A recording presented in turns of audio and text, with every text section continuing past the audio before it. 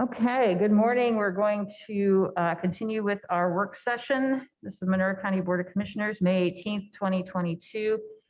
Commissioner Jones is absent today, and we have a number of items. We have an additional item that was added, but we'll start with planning.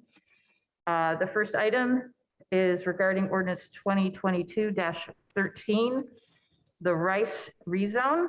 And we have Ms. Crecelius with us. Good morning. Good morning, commissioners. So this rezone. Oh, we cannot hear you. Oh.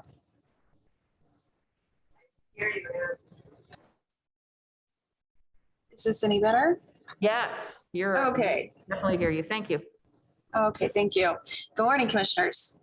So this rezone request is by Brett and Abigail Rice. Their property is 25.54 acres located in Bloomington Township, Section 17. They are located off of West Lancaster Drive. Their property is currently zoned Estate Residential 1. They access their property through a platted subdivision, the Lancaster Park First Edition subdivision. The road dead ends and then continues into their private property as a gravel driveway. So their request is this, so they're seeking to rezone in order to construct a second dwelling on the property. The petition site is restricted by a large area of FEMA floodplain on the property. So they're requesting to rezone to agricultural rural reserve in order to pursue a detached accessory dwelling unit option.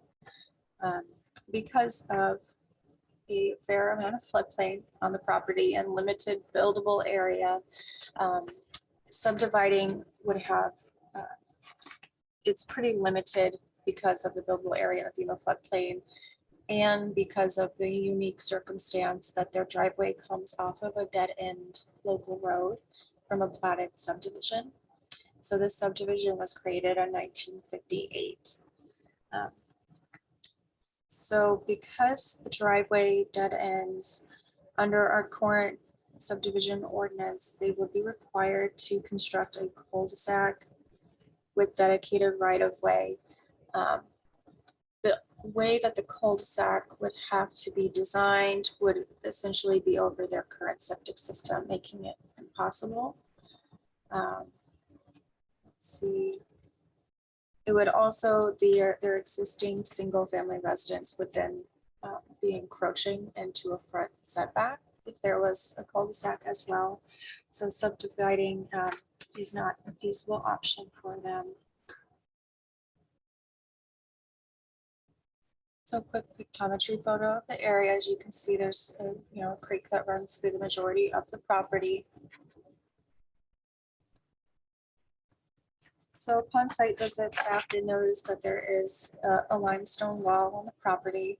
So the first photo on the upper left is the view right off of Lancaster Drive, looking at their home. The area that would have to be a cul-de-sac would be directly in front of that drive as we see, which is the location of their septic. As you take that corner, we can see their existing residence. They have a circular drive up by their house. So as you take that circular drive, these two photos are looking south down that kind of strip of buildable area that they'd have their property. So this would be the ideal location if this rezone was approved, that they would pursue the detached accessory dwelling unit somewhere kind of along this strip of buildable. As you leave the property, you can see more of the dry stone wall as you're heading towards Lancaster Drive. So because of the wall, we did take this to the Monroe County Historic Preservation Committee in February. They recommended a 7-0 for the petitioner to obtain a boundary survey to identify the wall location and to allow the Monroe County Historic Preservation access for research and preservation. This condition has changed after going to the Plan Commission. The photo on the right of your screen is the yellow line is just kind of illustrating where most of the wall, intact portion of the wall is. As you travel further down the property, the wall, just using aerial imagery, you can see starts to crumble and deteriorate. So although they've had a survey of their property in the past by Deckard Land Surveying, it does not clarify if the wall is on their property or if it's off of their property or if it's straddling it. So the Historic Preservation Committee was searching for more information there.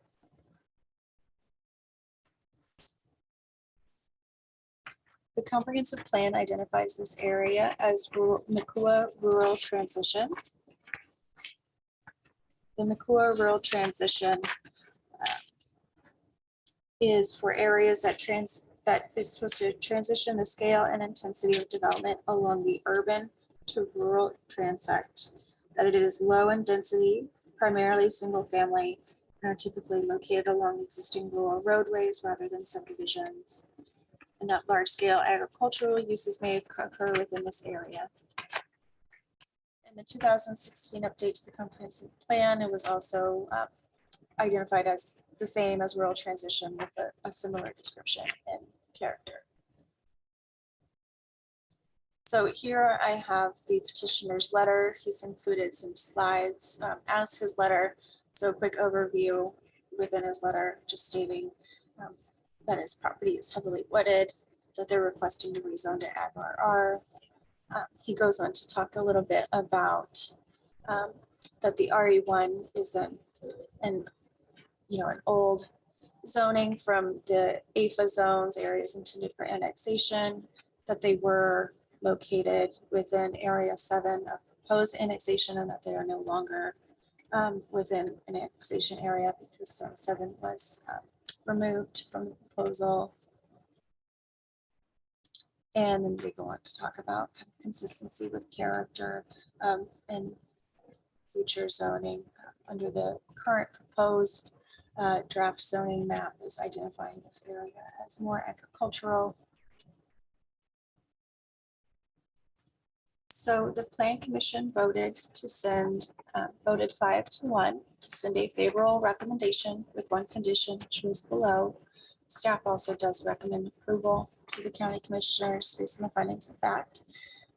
The condition as rewritten by the Plan Commission is for the petitioner to obtain an as-built survey to identify the location of the dry stone wall relative to the property line, and if located on the petition site, consent to a historic preservation overlay of the dry stone wall and allow access if recommended by the Historic Preservation Board of Review. Does anybody have any questions? Do you have any questions, Commissioner Githens? I need to be able to do a deep dive into this. Okay. So, All right. You can send questions to Ms. Crecelius directly before this goes on our agenda. Do you want to hear this next week or do you want to wait 2 weeks? I'm okay with it either. Doesn't Okay. matter. Okay. So Ms. Crecelius, if you could just pick a date and come back, believe we're ready to hear it. Okay, thank you very much, All right. commissioners. Thank you so much. All right. Next we have, and we're going to do these together. Ordinance 2022-14 and 15. And we'll hear these together because they're the same property, although they are different ordinances. And we will begin with Ms. Bierman, and I want to note for the record that Ms. Bierman is now the Assistant Director of Planning for Monroe County. Thanks. All right, thank you so much. Yeah. Tell us about both of these. Oh, sure. Good morning. So yeah, we chose to take these as two separate ordinances. So this is ordinance 2022-14. Hopefully you can see my shared screen. And I'll just dive in. So this first one, the Hinkle rezone, the rezoning from ag rural reserve to general business. And there are 3 conditions that were associated with this petition. I will take a deep dive into each of those 3 conditions. The first one and the third one do require written commitments, and we do have a draft before us. We have sent that to legal for review to make some edits to it. So we should have a written commitment that could be recorded probably within the week, I would say. And then there was, with condition 2, the Historic Preservation Board of Review requested that there be the HP overlay put upon one of the structures, which is kind of a new one for us to work through. So that will explain the second petition, ordinance 2022-14. The Plan Commission heard this case on April 19th, and this was referred to as Rezone-REZ 21-8A, and they approved it and supported it with a vote of 6-0. So within the packet, we did combine the staff packet together for both the rezone petition to the general business zoning. And then because the historic preservation added in this overlay, we just kind of inserted that and broke this into like a part A and part B petition. So you'll see the same report associated with both of these ordinance requests. And again, we mentioned these conditions that are within the packet. So one thing I'd like to point out associated with the overlay for historic preservation, we do have some testimony from Ms. Hinkle, and she may be in the audience this afternoon or this morning. If you have a question for her, I'm sure she'd be happy to discuss the property more so because they're wanting to protect the barn. And jumping down to perhaps the zoning map is going to be the most helpful thing to discuss here. So the original request is to rezone this 8.6 acre 2 parcels from Ag Rural Reserve to general business zoning. You can see that there is quite a bit of general business zoning within the area, and kind of made sense. We also have in this area the rural community zoning overlay, and they could have outright done the office use that they want to do here. However, it requires some interesting design standards, one being that there's 2-story buildings required. And I think that there is, from a past petition, there are issues with water pressure for allowing commercial sprinkler systems to get to that 2nd floor. So that would have been a hard one to kind of go through. So this straight rezone to general business is more appropriate, and it's easier for staff to administer as well. This is a site map of the area. So there are some steep slopes with a ravine that runs through the system. They are proposing, and you'll see that in the packet, just the upper portion at this point in time. And I will point out that next door is, I believe, what's called Riley Hospital, it's Children's Hospital. And the business that would like to purchase these properties is Lindemann and Associates Psychological Services. And they do a lot of work with children who are sometimes going through interesting procedures, maybe with the Riley Hospital. So this is a really nice fit for this area from a planning perspective. We have secured capacity letters and comments from the MS4 coordinator and the highway department. There are already sidewalks in the area. All right, I'm going to focus on this house briefly. It was reviewed by the Historic Preservation Board, and they did a walkthrough visit and inspected this. This explains condition number 3 for this rezone, and that is to provide a written commitment that there will be a report if this home could be relocated or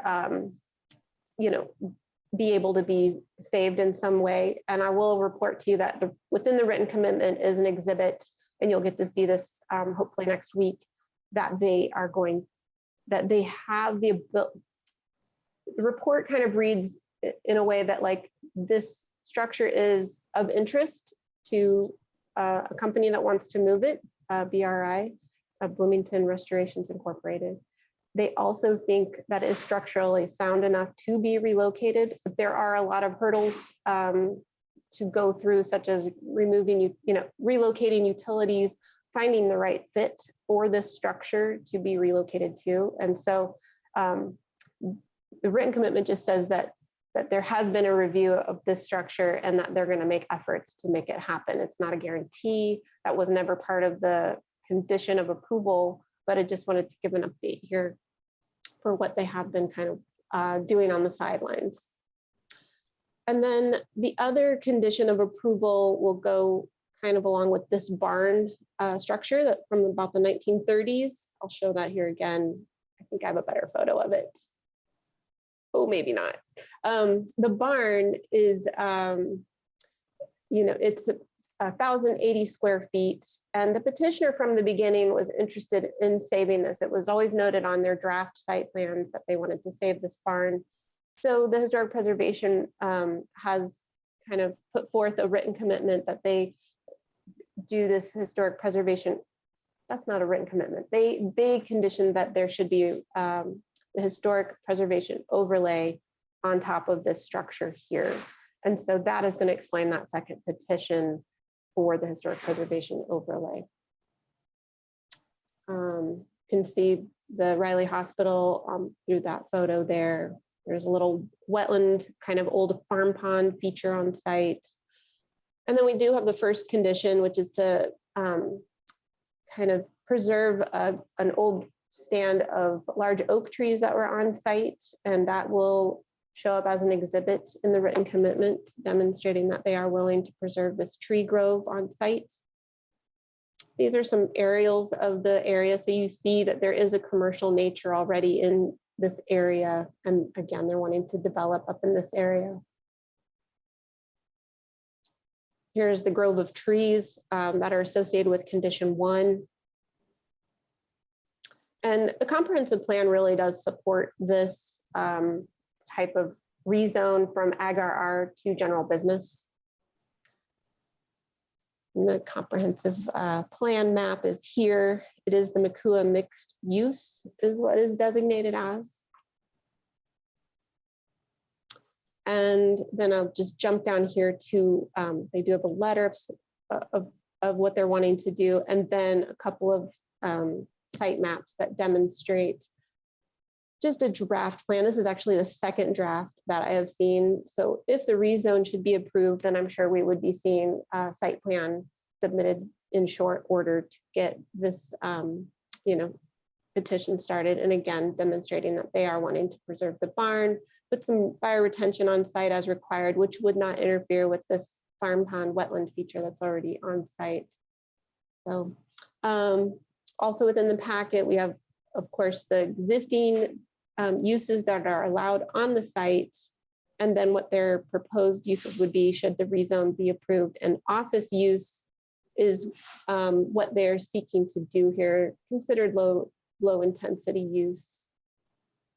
And we did a comparison of the design standards for the site as well, and that's in the packet. And then their use determination, which is basically what has led to this rezone request.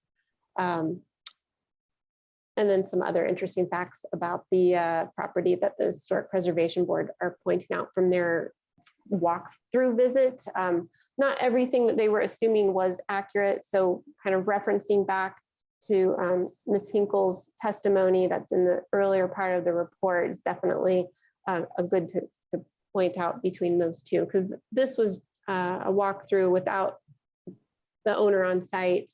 And so it's just good to have both of that perspective. And then in the packet next, this blends just right into the second agenda request form, which is the 2022-15 for the Hinkle Historic Preservation Overlay.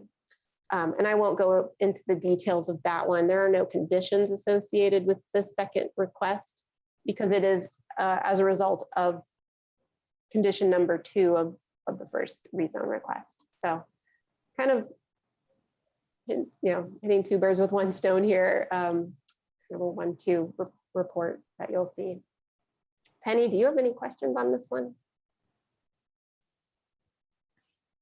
Do you have any questions, Commissioner Githens? When I looked at briefly at what was in there, it looked like they are adding a lot of impervious areas to what's out there. So can you speak a little bit to that? Let me just scroll up to the MS4 coordinator's comments. That'll probably be most telling. And I will say that like when a site plan is reviewed for the site, we always have the MS4 coordinator review and make sure that a bioretention will be in place that can meet the standards. It is not in a critical watershed, I will say that. But here I don't know if you would be able to read those. They didn't really have any big concerns about rezoning to this office use and developing the sites, but they did kind of just make some initial things that would be evident, like when site plan would come before them to use specific rates. We did not see any karst or sinkhole areas from the topography that we've seen. They would be required to file the construction stormwater general permit, which was formerly known as the Rule 5. And she does note the farm pond on the property. That would not be incorporated into a bioretention, I don't believe. And so, yeah, it would be further reviewed once a site plan is submitted. Thank you. Mhm. Do you, I don't have any questions since I'm pretty familiar with this case, but do you have a preference for when you want to hear this? Do you want to hear it the same week that we hear the other petition? You don't care? I'm fine with either way? Yeah. Okay.